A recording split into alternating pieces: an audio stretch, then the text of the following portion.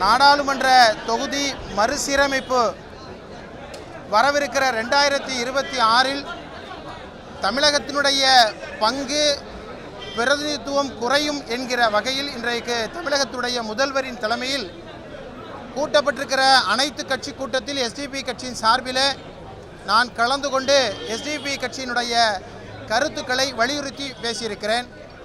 இந்த மறுசீரமைப்பு என்பது தமிழகத்தை மட்டுமல்ல, ஒன்றிய பாஜக அரசிற்கு எதிராக குரல் எழுப்புகிற அந்த குரல் விலையை நெரிக்கிற புறவாசல் வழியாக எப்படியாவது எதிர்குழல்களை நசுக்குகிற ஒரு மாபெரும் ஒரு ஆபத்தான நடவடிக்கையாக எஸ்டிபி கட்சி இந்த நடவடிக்கையை பார்க்கிறது.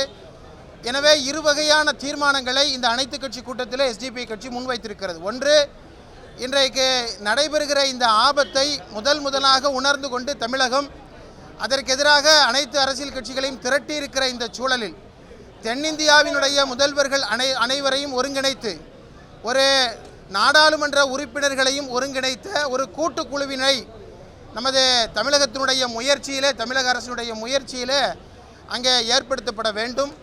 இந்த கூட்டுக்குழு ஒட்டுமொத்த தென்னிந்தியாவினுடைய குரல்களை பிரதிபலிக்கிற வகையில், அதாவது அந்த மறுசீரமைப்பு சட்டம் 2002 படி 10A என்கிற பிரிவின் கீழ் இந்த மறுசீரமைப்பு என்பது பொது அமைதிக்கு குந்தகம் விளைவித்தாலோ அல்லது நாட்டினுடைய இறையாண்மைக்கு ஆபத்து ஏற்படும் என்பதாக நாட்டினுடைய ஜனாதிபதி கருதினாலோ இந்த மறுசீரமைப்பை 30 ஆண்டுகளுக்கு நிறுத்தி வைக்க இயலும் என்பதாக அந்த மறுசீரமைப்பினுடைய சட்டம் 2002 10A என்கிற பிரிவு சொல்கிறது.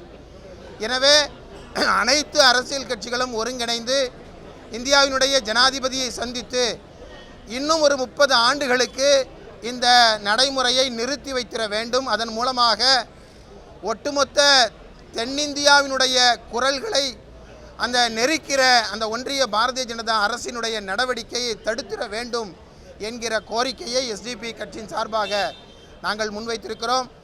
இந்த மறுசீரமைப்புக்கு எதிராக தமிழக அரசு எடுக்கிற அத்தனை நடவடிக்கைகளுக்கும் அனைத்து கட்சியின் எடுக்கப்பட்ட முடிவின் அடிப்படையில் எஸ்டிபிஐ எங்களது பூர்வாங்க ஆதரவை, இதற்காக வேண்டி தேவைப்பட்டால் களத்தில் இறங்கி போராடுகிற அந்த போராட்டங்களையும் எஸ்டிபிஐ முன்னெடுக்கும் என்பதை இந்த அனைத்து கட்சி கூட்டத்தின் வாயிலாக நாங்கள் சொல்லியிருக்கிறோம். பாதகம் செய்பவரை கண்டால் நாம் பயம் கொள்ளலாகாது பாப்பா, மோதி மிதித்து விடு பாப்பா, அவர் முகத்தில் உமிழ்ந்து விடு பாப்பா.